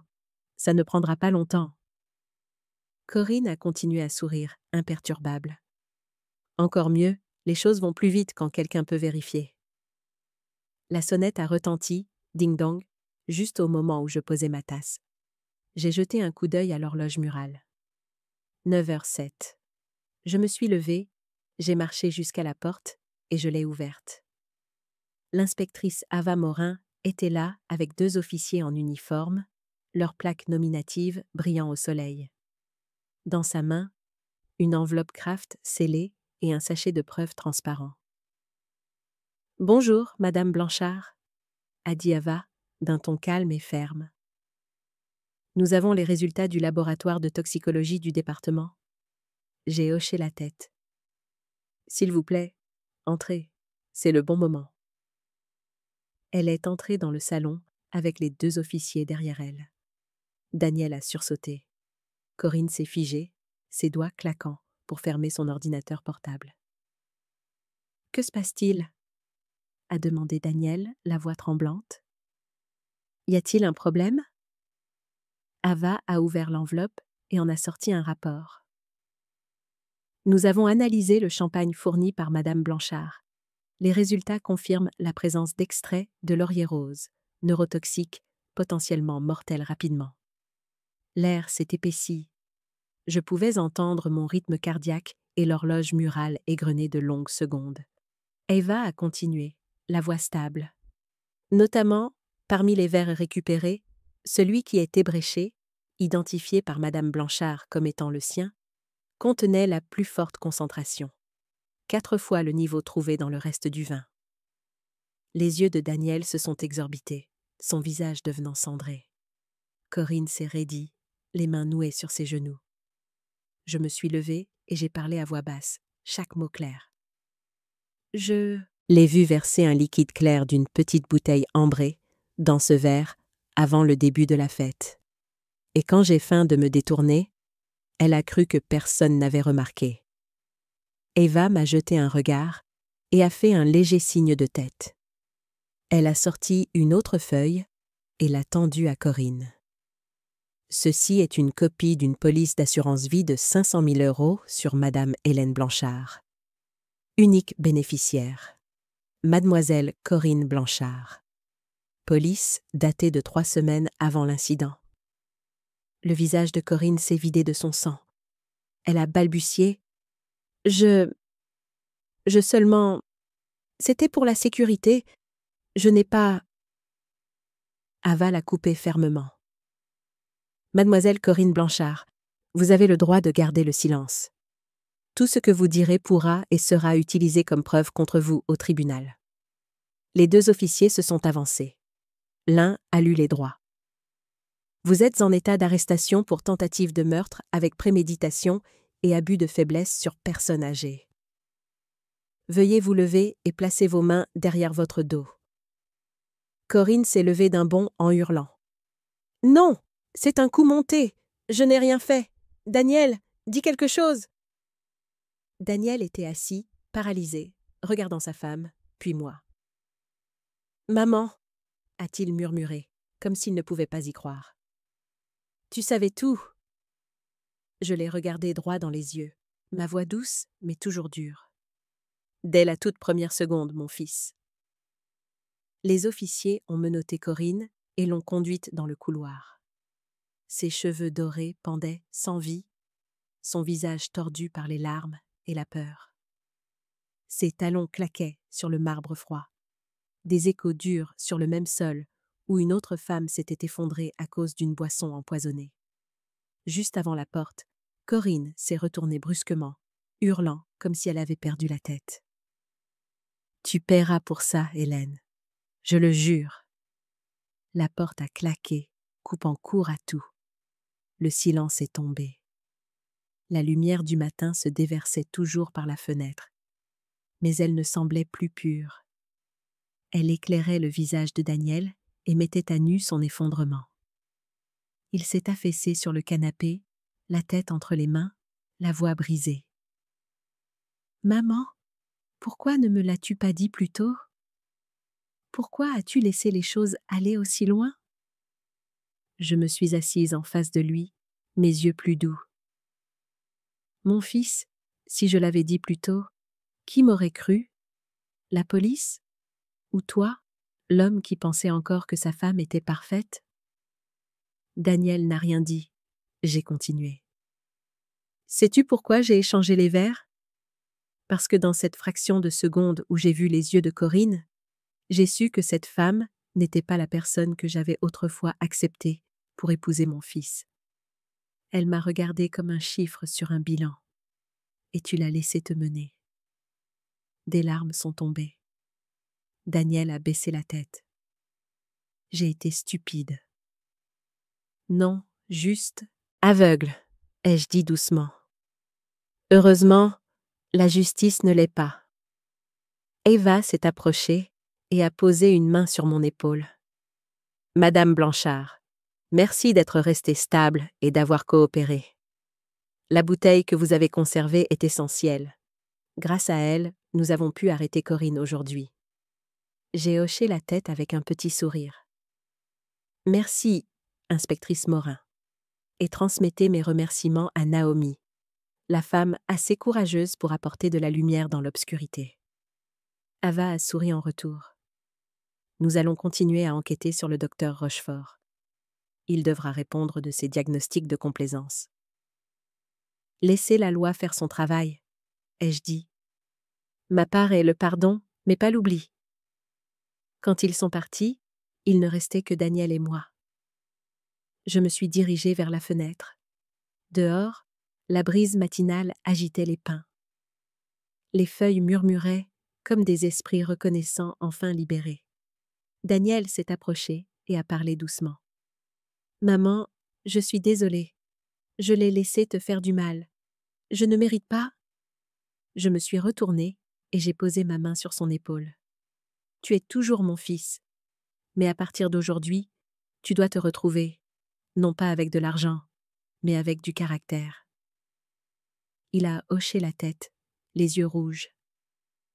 J'ai regardé la table où la fausse procuration gisait encore, le bord du papier captant le soleil. Je l'ai prise, l'ai déchirée lentement et l'ai jetée dans la cheminée. Les flammes se sont élevées, vives et pures. Nous n'avons pas besoin de papier pour lire une famille, ai-je dit doucement. Si quelqu'un a besoin d'un document pour aimer, l'amour n'a jamais été ce qu'il voulait. Dehors, les voitures de patrouille se sont estompées dans le lointain, emportant avec elles le froid matinal. Je me suis versé une autre tasse de café et j'ai regardé le feu se calmer. Au fond de la tasse, le marc de café brun foncé tourbillonnait en une spirale, comme ma vie aspirée dans un vortex de trahison, mais trouvant toujours un moyen de s'en sortir. J'ai expiré et j'ai fermé les yeux. Un chapitre sombre venait de se clore, et dans le silence, j'ai entendu ma propre voix murmurer. Il pensait pouvoir m'enterrer avec un stratagème. Mais je suis toujours là, lucide, libre et vivante, pour raconter ma propre histoire. Après le départ de la police, la maison est tombée dans un silence suffocant et lourd. Dehors, les sirènes de patrouille se sont estompées dans le vent. La lumière du matin s'est répandue sur le sol comme un fin brouillard et s'est reflétée sur le visage de Daniel. Étourdi, pâle, trempé de larmes. Il s'est effondré sur le canapé, les mains sur la tête, tremblant comme quelqu'un qui se réveille d'un cauchemar. « Maman, » dit-il doucement, la voix étranglée. « Je ne savais pas. Je pensais que c'était juste pour te faire peur et que tu signes. Je ne pensais pas qu'elle essaierait vraiment de te tuer. » Je me tenais à quelques pas de là, regardant le fils en qui j'avais autrefois une confiance absolue. De vieux souvenirs. Le garçon courant dans le jardin, le jeune homme me tenant dans ses bras après la mort de son père, ont jailli et se sont évaporés comme de la fumée. « Savais-tu ce qu'elle faisait ?» ai-je demandé, calme et froide.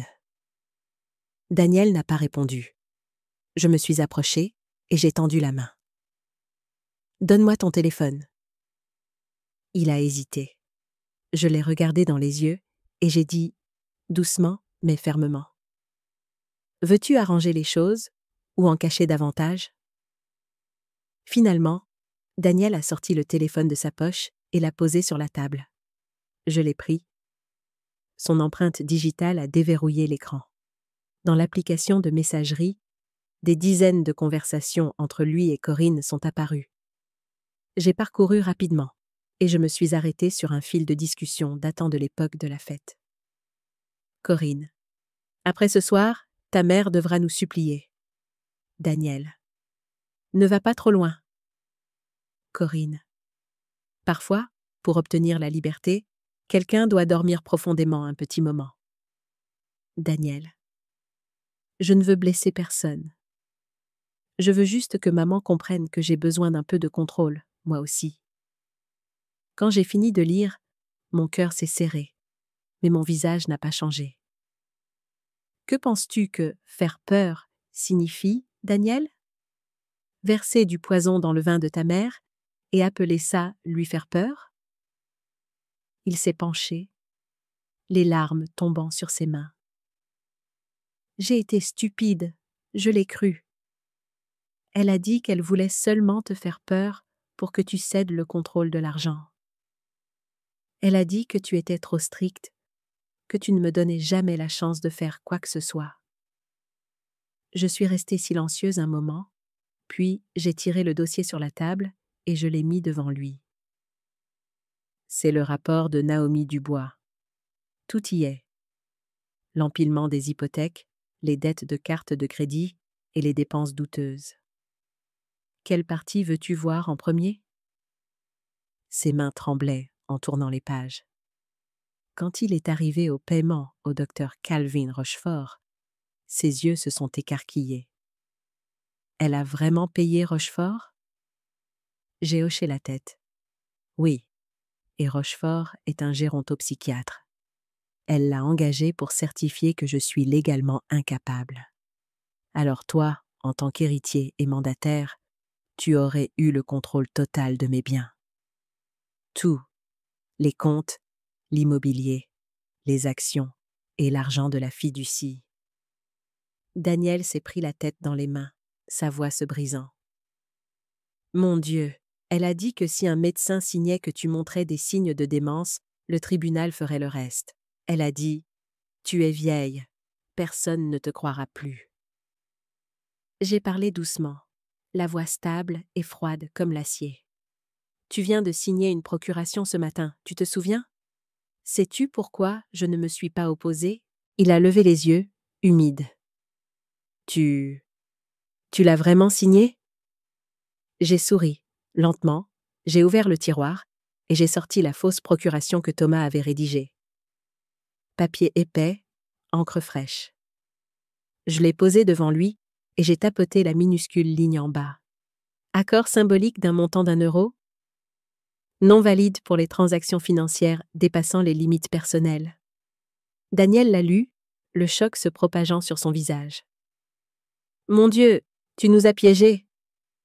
Non, ai-je dit tranquillement. J'ai juste joué les victimes pour qu'ils s'exposent. C'est toi qui as signé, et cette signature est une preuve pour la police. Il s'est affaissé, la voix étranglée. Je l'ai laissé me contrôler.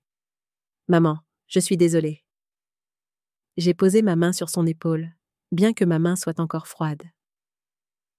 Mon fils, l'amour aveugle est une maladie difficile à guérir. Mais contrairement à elle, tu as encore une conscience. Sinon, tu ne serais pas en train de pleurer aujourd'hui. Il a levé les yeux, humide. Que veux-tu que je fasse maintenant?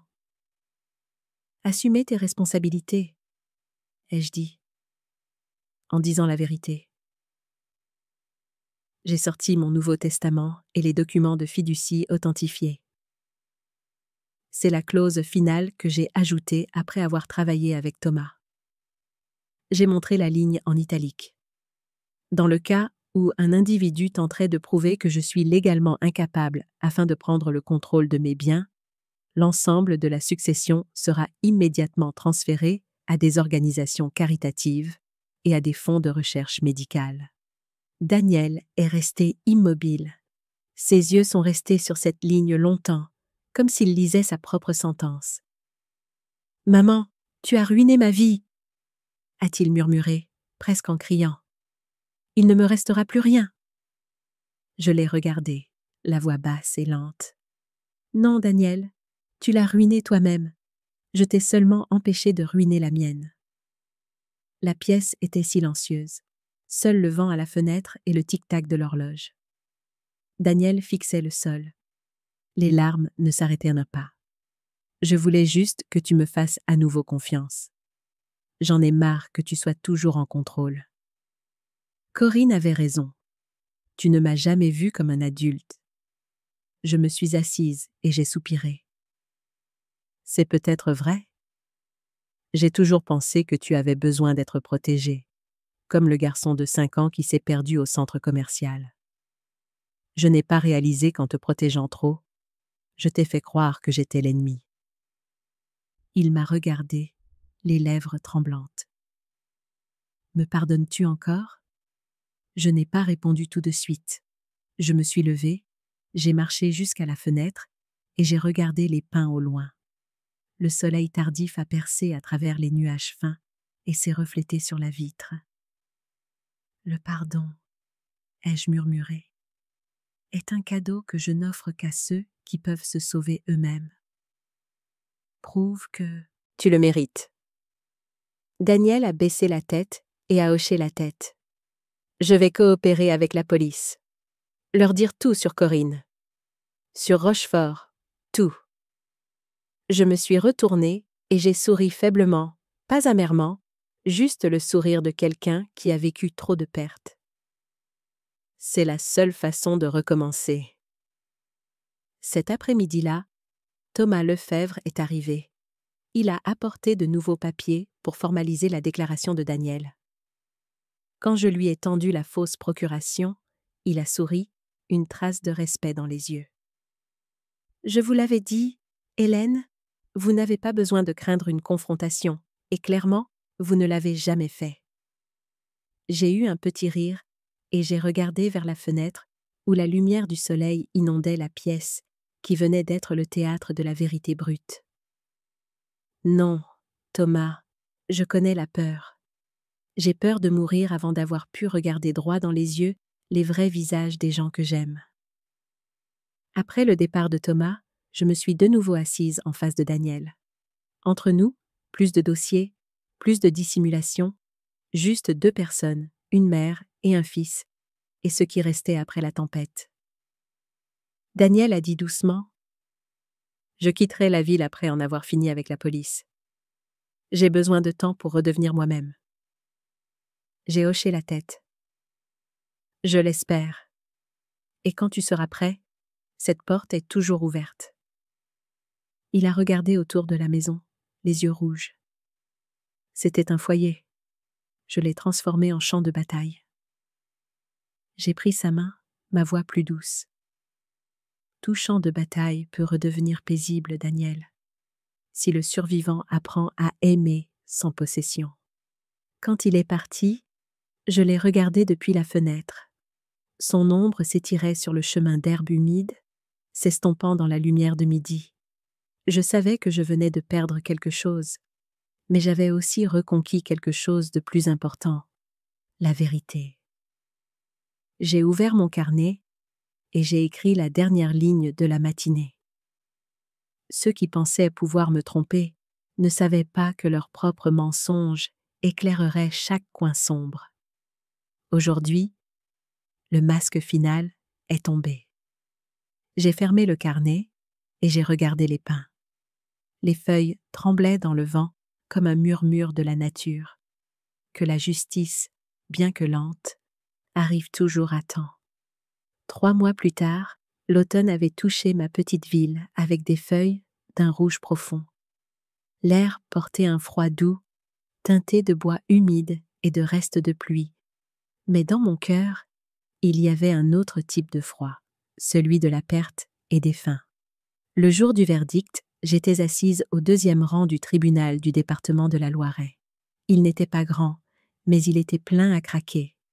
Des journalistes, des voisins et des étrangers venus par curiosité.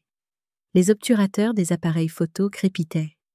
Sur le grand écran suspendu dans la salle d'audience, le titre était clair: L'affaire de l'empoisonnement au champagne. Mon nom, Hélène Blanchard, apparaissait à côté. Sous cette ligne, on voyait Corinne être amenée, les cheveux en désordre, les yeux vides, sa vieille fierté disparue. Quand le juge a lu la sentence, sa voix était égale, sans émotion.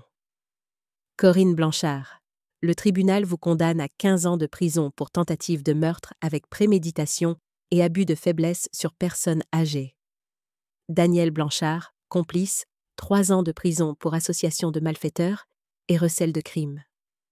Le marteau a frappé le bloc de bois, comme le son du passé qui se brise. Je suis restée immobile, ni heureuse, ni vengée, juste une profonde fatigue s'infiltrant dans mes os. 30 ans de maternité, à élever un enfant, à lui apprendre la décence, et à la fin, je le regardais quitter le tribunal menotté. Les journalistes se sont précipités, micro tendus. « Madame Blanchard, avez-vous quelque chose à dire sur le verdict ?» J'ai répondu brièvement: « La justice a fait son travail. Le reste, seul le temps pourra le guérir. » Puis je suis sortie tranquillement. Personne ne m'a vu trembler, mais la main dans la poche de mon manteau était trempée de sueur. Cet après-midi-là, j'ai reçu un appel. Une voix claire et tremblante à l'autre bout du fil. « Mamie, c'est Emma. Je sais tout maintenant. Je suis désolée. Je ne savais pas. Si j'avais su, j'aurais dit quelque chose. Je le jure. » J'ai fermé les yeux.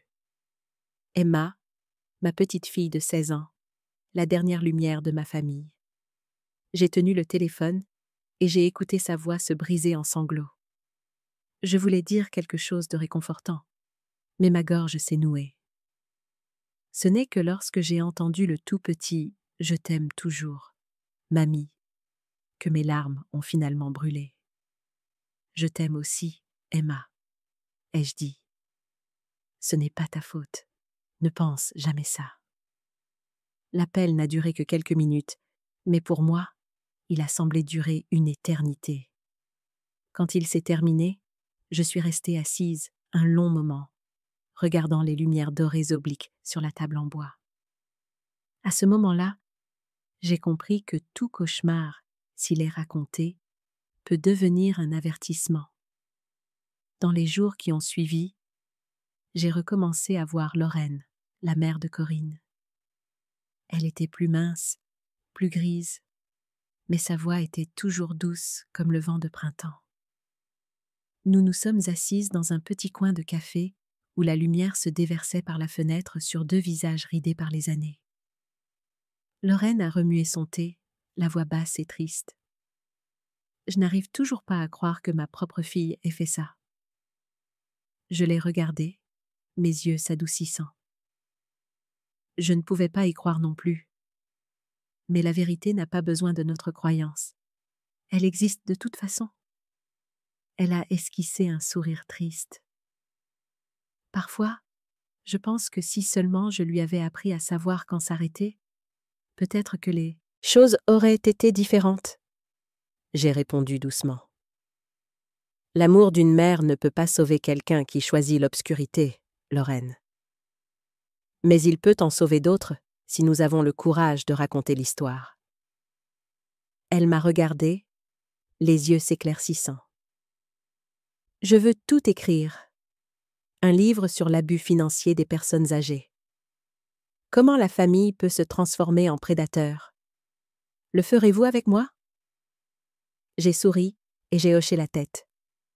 Si notre histoire peut aider quelqu'un à éviter une tragédie, alors cette douleur n'est pas vaine. Le temps a passé. La ville a retrouvé son calme, comme si aucun scandale n'avait jamais eu lieu.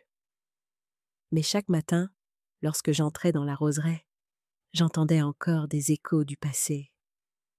Les roses rouges que Gérard avait plantées fleurissaient maintenant de 1000 feux, leur parfum puissant, comme si elles savaient que j'avais repris ma liberté, non seulement pour moi, mais pour ceux comme moi. Je m'asseyais souvent sous la pergola, la brise filtrant à travers les feuilles, avec le vieux carnet qui m'avait suivi tout au long de ce voyage. À l'intérieur, j'ai écrit « 3 mois ont passé. La justice est arrivée tard, mais elle est arrivée. Daniel apprend à faire face à ce qu'il a fait. Corinne aura assez d'années pour comprendre le prix de la cupidité. Et moi, j'apprends à revivre. Non pas pour me venger, mais pour témoigner. » Un matin, Lorraine a appelé, sa voix plus joyeuse que d'habitude. « Je viens de signer avec un petit éditeur. Le livre s'appellera « Confiance brisée » quand la famille se retourne contre vous. J'ai souri au téléphone. Bon titre. En fin de compte, la confiance est la chose la plus fragile, n'est-ce pas? Oui, a-t-elle dit, mais aussi la plus forte quand on la place au bon endroit. Cet après-midi-là, je suis allée dans le jardin arrière. Le coucher du soleil baignait chaque pétale de rose. J'ai touché un nouveau bouton de rose et j'ai pensé à Emma. Elle m'envoie un email chaque semaine pour me parler de l'école et de ses amis, terminant toujours par « J'étudie le droit, mamie. Je veux protéger les gens comme toi. » Chaque fois que je le lis, une chaleur se propage en moi. J'ai réalisé que la maternité peut échouer dans une génération, mais si nous avons le courage de continuer à aimer, elle peut être rachetée dans la suivante. Le soir, je me suis assise dans le salon et j'ai regardé une vieille photo de famille. Moi, Daniel, Corinne et la petite Emma. Nous sourions tous, la lumière du soleil d'été se déversant par la fenêtre derrière nous. Je me suis murmuré, parfois, la vie ne nous laisse pas choisir la fin, mais nous pouvons choisir comment la raconter. J'ai fermé les yeux et j'ai écouté le vent sur le porche. Dans ce son, j'ai cru entendre la voix de Gérard quelque part. « Tu es forte maintenant, Hélène. Continue à vivre, non pas pour te souvenir, mais pour éclairer le chemin. » J'ai ouvert les yeux, j'ai pris une profonde inspiration. Puis j'ai souri. Avant d'aller me coucher, j'ai écrit les dernières lignes dans mon journal. Je ne regrette pas de m'être protégée. Je regrette seulement que pour vivre, j'ai dû perdre celui qui m'appelait autrefois maman. Mais peut-être que la survie est la seule façon pour une mère de continuer à aimer à travers les cicatrices. J'ai posé le stylo et j'ai soufflé la bougie, laissant l'odeur de cire et de rose flotter dans l'air. Dehors, le ciel nocturne était d'une clarté cristalline. Les étoiles scintillaient, comme les yeux d'Emma, comme ceux de Gérard, et comme toutes les âmes qui ont traversé les ténèbres et ont quand même choisi la lumière. Je me suis souri. Aucune obscurité n'est permanente, seulement ceux qui refusent d'ouvrir les yeux. Et ainsi, dans la maison qui avait vu des complots, des larmes et la justice, j'ai éteint les lumières et j'ai laissé une chose briller encore. La conviction que mon histoire, une fois racontée, en sauvera une autre. Un matin de mars, Thomas Lefebvre a appelé. Sa voix était chaleureuse et soulagée au téléphone. « Hélène, j'ai de bonnes nouvelles. La compagnie d'assurance a annulé la police de Corinne et a remboursé toutes les primes. Et une autre chose, la banque vient de saisir la maison à Villeneuve où vivait Daniel. Il ne pouvait pas la garder. » J'ai fermé les yeux et j'ai pris une longue inspiration, non pas de joie, mais parce que le dernier nœud venait enfin de se défaire. « Alors, c'est fini, Thomas ?» ai-je demandé. « C'est fini, » a-t-il dit d'un ton stable. « Votre fiducie est également finalisée. J'ai ajouté la clause spéciale que vous aviez demandée. Si quelqu'un tente de vous faire déclarer légalement incapable, l'ensemble de la succession est immédiatement transféré à des œuvres de charité. Personne ne peut toucher un seul centime. J'ai eu un petit rire. Ironique, n'est-ce pas? Il pensait pouvoir voler des biens avec des astuces juridiques, et c'est la loi qui me protège. Thomas a gloussé. La justice est du côté des esprits clairs, Hélène. Vous en êtes la preuve vivante. Maintenant, ma vie est revenue à la paix. La vieille maison est mise à jour avec un système de sécurité privée et 2 gardes en rotation. Chaque mois, Thomas et son équipe juridique examinent tous mes comptes et investissements. Je ne m'inquiète plus de l'argent. Je vis et respire simplement l'air des jours libres. Le matin, je m'assois près de la fenêtre, j'écoute les moineaux jacasser sur les gouttières et je bois du café dans la tasse en porcelaine que Gérard a achetée lors de notre premier voyage ensemble. Chaque fois que l'arôme torréfié monte, il me rappelle que chaque perte peut être réparée par un éveil. Cet après-midi-là, j'ai reçu un message d'Emma. Mon téléphone s'est allumé, la petite ligne claire sur l'écran. Mamie, j'ai été acceptée en master de droit à l'Assas. J'ai réussi, comme tu en rêvais. J'ai ri et les larmes ont coulé avant que je ne m'en rende compte. Cette fille, ai-je murmuré. Elle a choisi la lumière dans une histoire pleine d'ombre. J'ai répondu par SMS. Je suis fière de toi. Apprends à utiliser la loi pour protéger les vulnérables, non pas pour condamner, mais pour guider. En regardant le message s'envoyer, je me suis sentie légère comme une plume. C'est peut-être ça, le vrai sens de la justice. Pas seulement punir les méchants, mais semer le bien pour la prochaine génération. Ce soir-là, je suis allée au jardin. Le crépuscule tombait doucement sur les rangées de roses que Gérard avait plantées. Après un long hiver, elles étaient en pleine floraison, cramoisies, fières et vivantes. J'ai marché lentement devant chaque parterre, ma main effleurant des pétales doux comme du velours. Pour moi, chaque rose est un témoin.